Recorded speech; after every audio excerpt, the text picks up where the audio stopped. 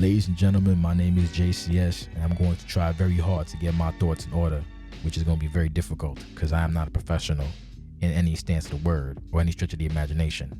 Anyway, for the past 15 years, I've run OCWFED, which is one of the last of its kind in a competitive league/EFED.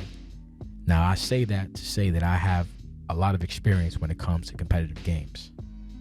And that brings me to my next point. Virtual Basement, the wrestling code. If you didn't know, basically, this is a game that's being worked on by developers Virtual Basement, and they're building a wrestling game. But not just any wrestling game. This might be like gold tier, GOAT tier. And the only reason I say that is the fact that they've already gone and signed a plethora, however you want to call it, of independent wrestlers. I think at current count, it's about 60 plus. I'm not sure. By all means, if you want to be that type of person, correct me in the comments below. Do you, boo? But they're signing a metric ton of people, and I'm gonna keep it PG because usually I just go off the deep end. So that's a good thing. The second thing is they opened up their Discord and they're taking all manner of feedback and requests, because there's a lot of requests. They have everything from online requests to EFED requests to gameplay requests to whatever requests to sim requests. They got requests up the yin yang, which is great. But I have a request.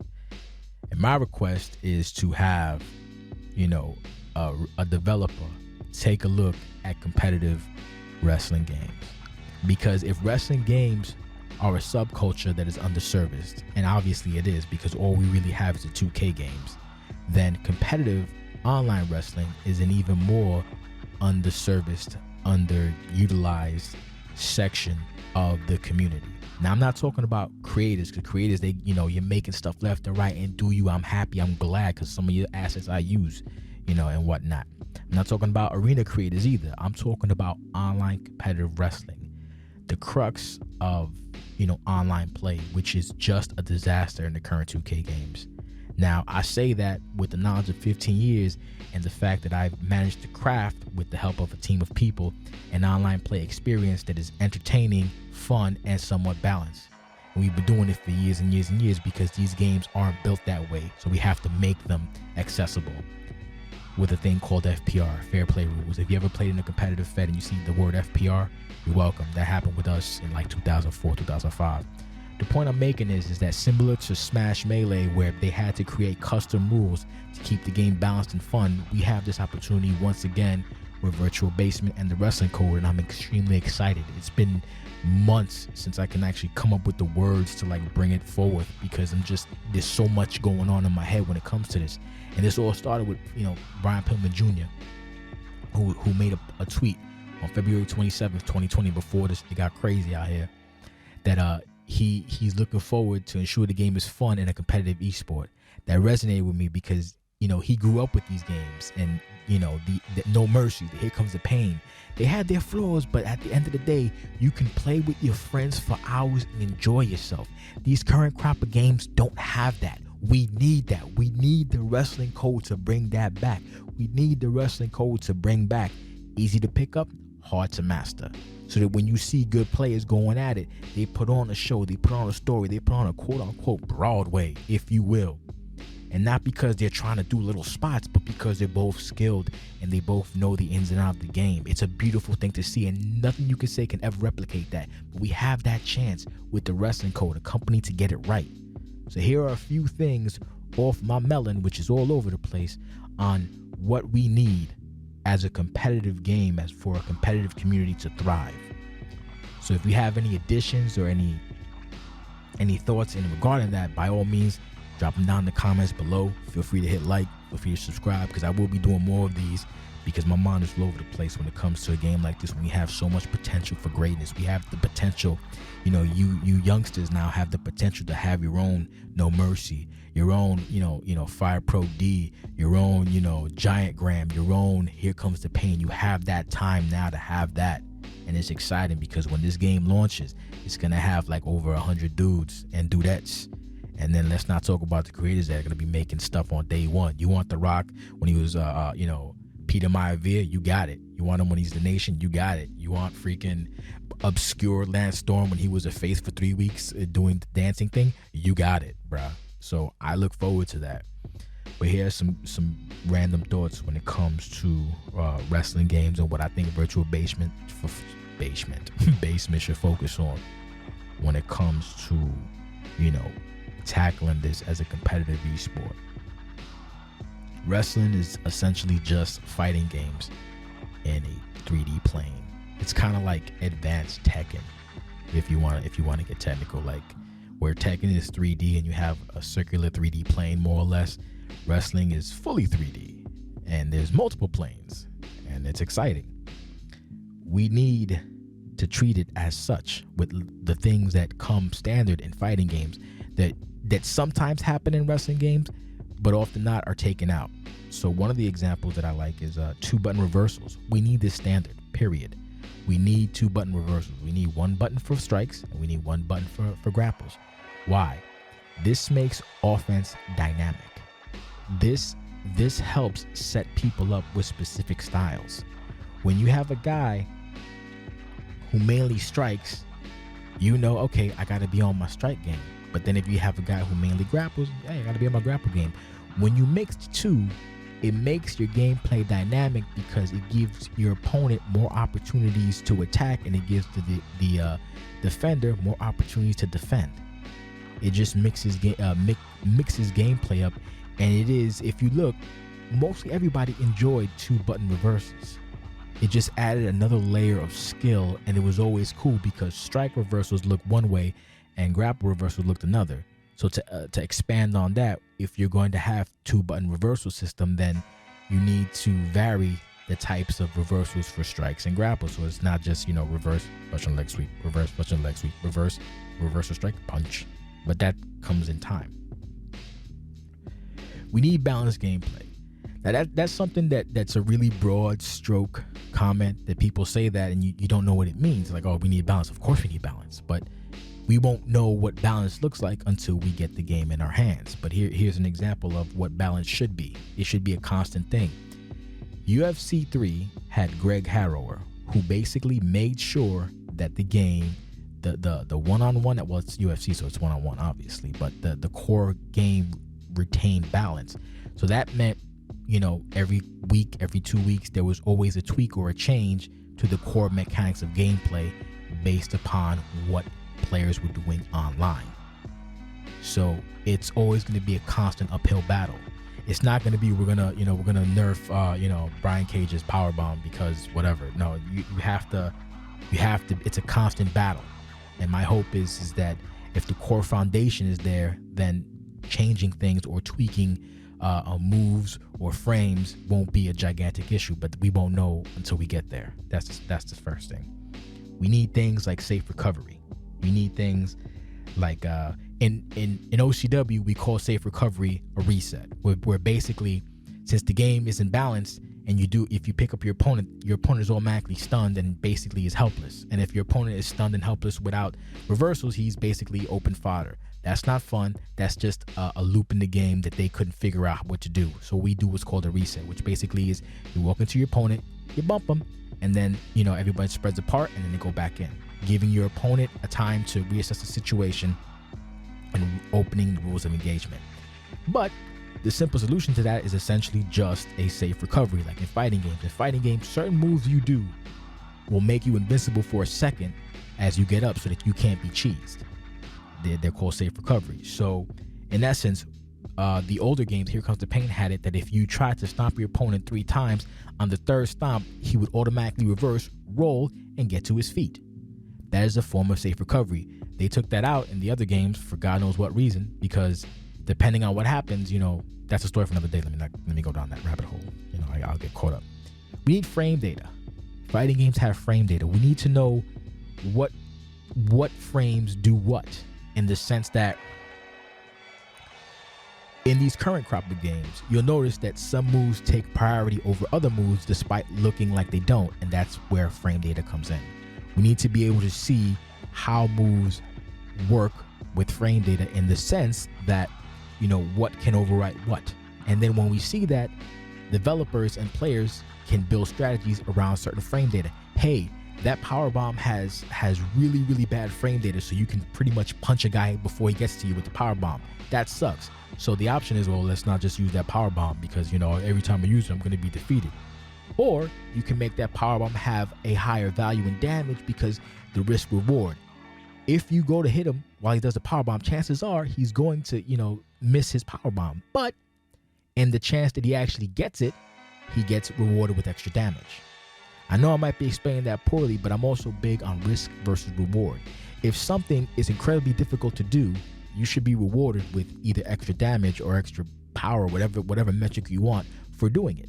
You should be rewarded for taking, you know, for trying to do the most damage, and, you know, it is what it is. They have that in fighting games with certain special moves or super finishers or whatever you want to call them, where it's really hard to hit off, but if you get that, my oh my oh my, it's game over, baby. Like I said, we need to see frame data. We need a training mode. We need a training mode that shows you, you know, what damage does what, because we all know that wrestling games have damage, and a lot of times they like to hide that damage. We need to see if a jab for some reason does, I don't know, for argument's sake, 20 damage, and then a super pile driver does 17 or 50, or I'm sorry, 17 or like 20, then we're like, hey, why not just use the punch, because the punch does more damage. We need to see what things weigh so we know how to work with that. And also, from a developer standpoint, you can find out things that if people are exploiting a certain amount of moves, you can maybe lower the damage values to help them vary their moveset. Because while we advocate competitive game, we don't advocate cheesy. At least I don't. So that's something to consider. Ghost AI. It's just strange. So if you notice, a lot of racing games, when you race, you can race yourself, or essentially your ghost, which is basically just a clone of what you did on the track. So my idea is essentially that in similar to fighting games, a ghost of AI would be, you play the game a couple times and the game picks up your to an extent. Obviously, this is something that's not even really, it's important but not really important, that the computer takes your play style and then applies it to an AI. So maybe if you're training against somebody, you can, plug in that person's AI, like, oh snap, well, it's an idea. It's a version of watching tape, but that's just like a pipe dream. But again, I said this is off the top of the dome, and it's kind of crazy. So bear with me. What you gonna do, right? We need accurate collision detection. Collision detection is important. The Day of Reckoning games had this, and it was, depending on who you ask, it was really good or really bad. We need collision detection to matter. If you collide with somebody and they're lifting somebody up, maybe that grapple should not go through. Maybe they should all fall on top of each other and everybody takes damage. To add to the frantic, dynamic nature of wrestling games, because especially when there's more than one player, things can get chaotic, and the chaotic part is part of the part that's fun when you think about it. We need counters, invincibility frames. I mentioned that before, but I'll say it again. So we need areas that can't be exploited. So like, let's say you counter a move, right? In the current game, there's a rule against that. There's a rule for it, because you can counter a move using your reversal stock and your opponent can still hit you after the fact, because again, the game isn't balanced. So there should be a way that when you have a counter, you have a certain frame advantage for, I don't know, a second, 2 seconds, whatever it is, whatever, for like 0.5 seconds, because you've earned that. You reversed a move. You should be rewarded for that, for using your skill. You shouldn't be punished by someone just spamming a button. So again, it boils down to counters and invincibility frames.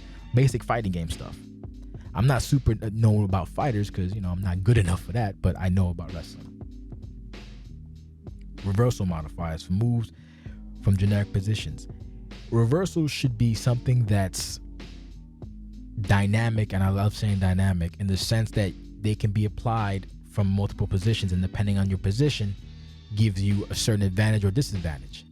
Maybe you get a waist lock reversal, and it gives you a bonus to strikes, but maybe not so much grapples. Maybe you get maybe you hoist it up into a powerbomb position, and you get a reversal, and you get a Hurricane Rana, something like that.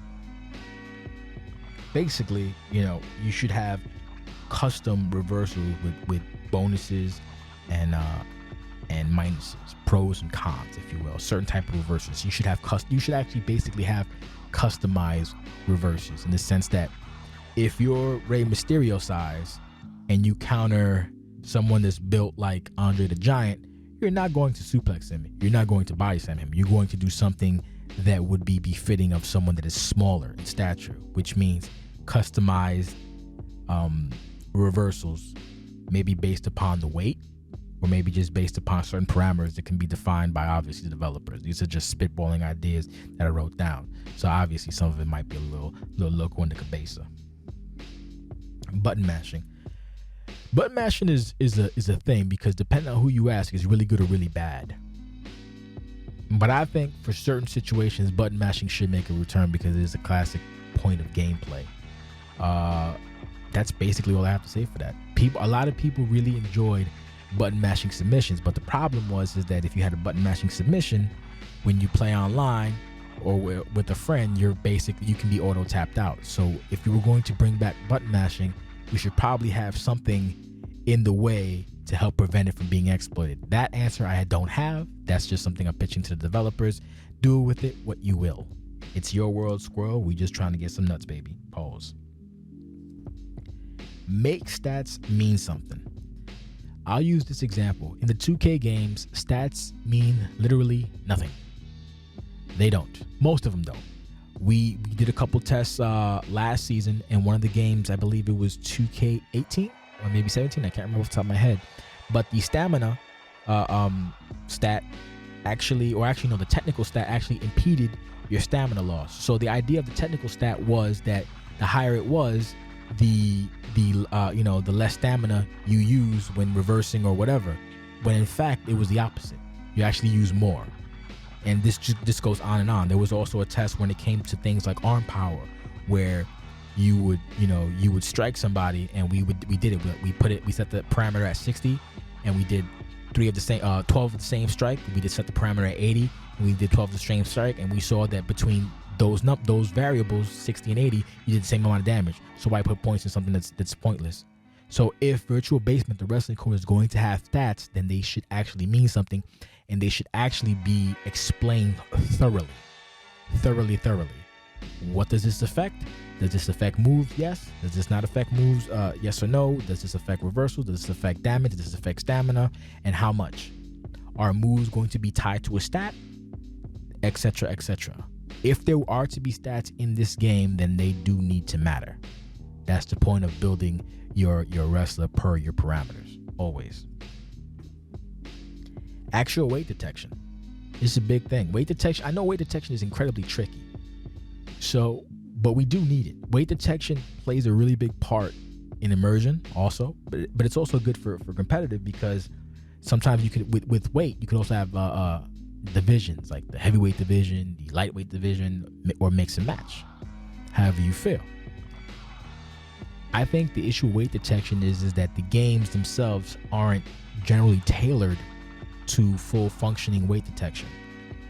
DOR kind of had it right, where they had weight detection, but they also had a way that sometimes a smaller guy can just kind of hulk up and then perform one big move on a bigger person. But that's a story for another day. My suggestion would be to actually have, and I think the current games have this as well, move specific weight detection. So if you are, as a player, like let's say you're a light heavyweight or a cruiserweight, right?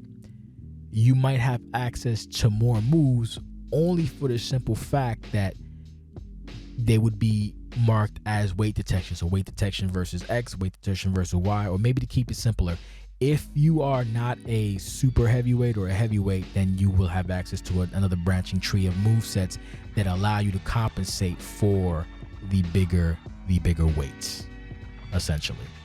So you would have, it wouldn't just be like, 3 moves, so like you just use like a DDT or this. I mean, you could do that to be simple and whatever, but the idea is Virtual Basement wants to be the holy grail of wrestling games, so one would think that. So in my pipe dream, as a lighter wrestler, you would have more options to deal with bigger opponents, and as they progressively get bigger and bigger. So maybe you might have one set for supers, one set for for heavyweights or whatever, or to just keep it simple. Obviously, you can just do one set for, you know, anyone that you can't lift. And if I can go back to reversals for a moment, I don't believe there should be indicators. Basically, you should just, if you did it too fast or too slow, that's it. There shouldn't be any other indication for reversals. Honestly, if it was up to me, I would have the option turned off completely. You either get your reversal or you don't. That being said, since Virtual Basement, the wrestling code, they want to give options, maybe just allow us, before the game starts, the host of the game sets the options for the match. Whereas in other games, you can disable one thing for yourself. The person you're fighting might not have it disabled. So now he has an advantage over you. He or she has an advantage over you. Universally, when you go into an online game, there should be a set of options and parameters that are agreed upon by all players, obviously in the options, and then you start. So if maybe they want to turn off reversal indicators, and then there you go. So easy peasy. On top of that, I also think that moves, or certain moves rather, should have more than one reversal point, and depending on where the reversal is, the count, the reward should be greater. So let's say, and this is something that's technically in the 2K game, so we're just going to elaborate on that a little bit. Let's say you're going for the the Undertaker spinning tombstone pile driver DDT F5 of Doom from the top rope, because why the hell not, right? There should be at least 3 points for your opponent to counter. And within those 3 points, there should also be a point for you to counter as well.